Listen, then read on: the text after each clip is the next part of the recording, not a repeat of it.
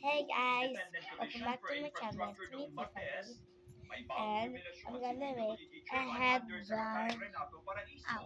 Bukod sa air assets at mamahaling sasakyan ng ilang personalidad na idinadawit sa maanomalyang flood control projects, may iba pang nadiskubre sa kanilang investigasyon. Meron pa mga iba pang piling pa yung items natin with regards to the water assets that were discovered by Marine. Ano po yung I'm still gonna put some safety so I don't get hurt. Would amount to hundreds of millions of pesos. Kinumpirma rin ni Paraiso na isa sa inaalam ng komisyon ang kaugnayan ng mga water assets na ito kay dating Congressman These things I'm gonna put at the end of Mag-iisang buwan nang nakaparada sa bakuna ng ICI sa Taguig City. my headband. Walo sa I'm mga ito gonna make a ay part kasama 2 sa because seizure order mula sa we're already Corte running out Pinagmuhan of ng time. Bureau of Customs noong Enero. Ang apat naman ay isinama na rin sa mga kinumpiska ng mga tauhan ng PNP Highway Patrol Group o PNP-HPG dahil may alarmo umano sa Land Transportation Office.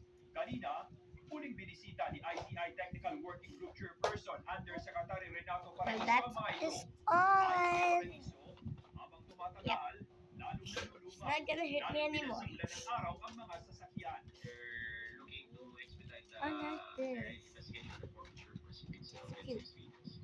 I even got a this.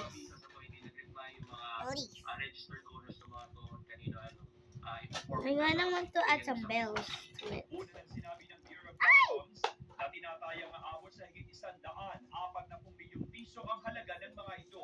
Isa lamang ang Jingle bell, tayo Isabel. nakaparada sa tanggapan ng ICI dito sa Taguig City. Ayon sa Bureau of Customs, gaya ng Rolls Royce na I'm mga gonna add may payong din yan. pink At one sa inisyal na because pagtaya ng DOT, I have nagkakahalaga yan ng two. 14 million pesos. Hindi pa malinaw ngayon kung magkano ang magiging bidding price ng mga sasakyan ito kung mauuwi nga sa auction. Tiniyak din ng ICI Technical Working Group na dadaan sa due process ang gagawing forfeiture at pagbibenta ng mga sasakyan. You could kind of hear Bibigyan that. din ng pagkakataong Now I'm magsuspend gonna ng make a part 2 kailangang because dokumento we're running ang out mga of time. rehistradong may-ari.